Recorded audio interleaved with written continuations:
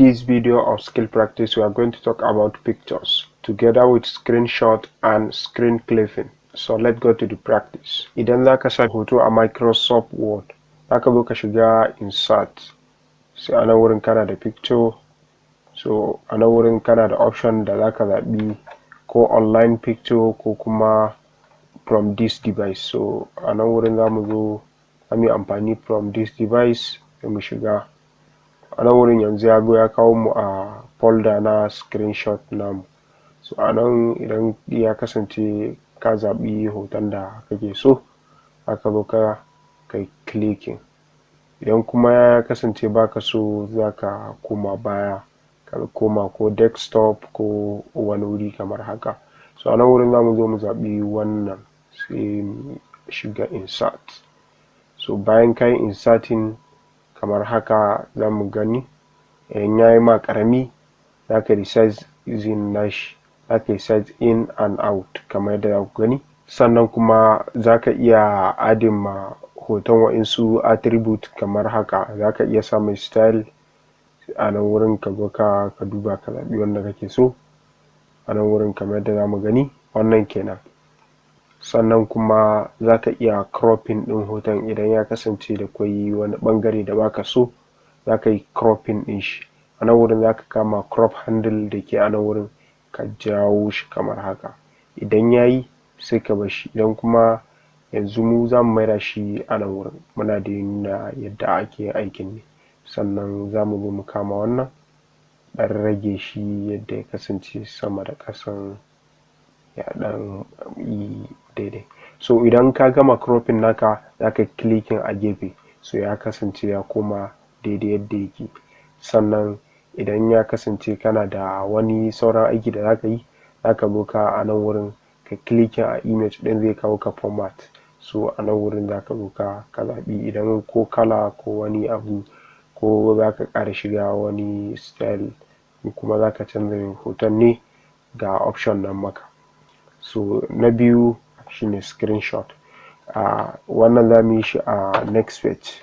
So zamu je zuwa next page. So a nan ne zamu yi magana akan screenshot. Idan zaka yi screenshot a Microsoft Word, zaka zo sai ka danna Windows key da print screen. So na danna wannan.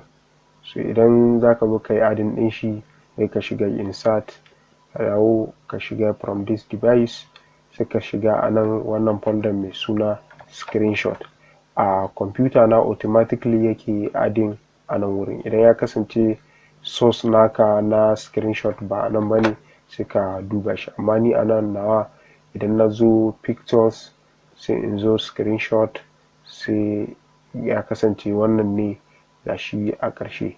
So wannan shine za ga interface namu na Microsoft Word da muka yi screenshot, shine a nan wurin.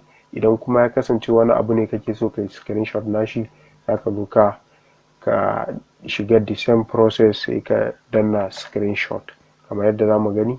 So yanzu zamu je mu shi ma wannan mu yi adding ɗin shi, wanda muka ɗauka da ƙarshe. Zamu yi size out na wannan yadda ya bamu dama. Zamu zo sai mu shiga insert, sai yanzu ga wanda muka ɗauka nan. So a yanzu ya zo ya bamu wani interface kamar haka. Yanzu idan ya kasance bamu son wannan folders ɗin, zamu shiga crop kenan. So a nan wurin zamu zo mu shiga crop, sai mu cire wa'innan folders ɗin kamar haka. So kamar yadda muka yi magana, bayan ka gama zaka zo kai clicking a gefe. So zamu je mu zuwa next page, shine muke da screen clipping. Screen clipping shine ɗaukan wani ɓangare a screen ɗinka kamar haka. Idan zaka yi screen clipping, zaka zo ka shiga nan insert a pictures, kana da screenshot a nan gefe. So screenshot ɗin shine idan kai clicking wannan drop down ɗin, zaku ga muna da screen clipping a nan wurin, sai mu zo ka shiga. To a yanzu ya kawo mu desktop namu. So idan kamar yadda muka yi bayani, shine ɗaukan wani ɓangare a jikin screen ɗinka.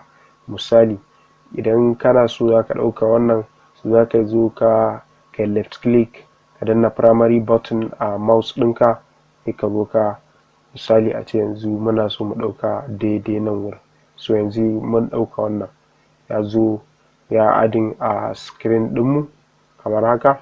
So yanzu wannan shine screen clipping. Sannan kuma idan ya kasance yana daga cikin screen clipping yana da wani option kamar haka, zaka iya zuwa ka buɗe wani program sai ya kasance ka dawo cikin word, idan zaka ɗauki hoton wannan program ɗin misali kamar haka. So a yanzu idan zaka ɗauko wannan program ɗin da ko wani option a nan wurin, zaka zo ka shiga insert screenshot, so zai baka available program a desktop ɗin, ya ce wannan shine available window kamar yadda zamu gani. So a nan wurin zamu zo mu ɗauke shi kamar haka. Yanzu mun ɗauke shi mun yi adding a word. Idan ya kasance VLC logo kawai muke so mu zamu cire a jiki, zamu zo mu shiga sai mu zo mu yi haka kamar yadda zaku gani, cropping ɗin shi, sai shi ma nan mu zo mu ɗauka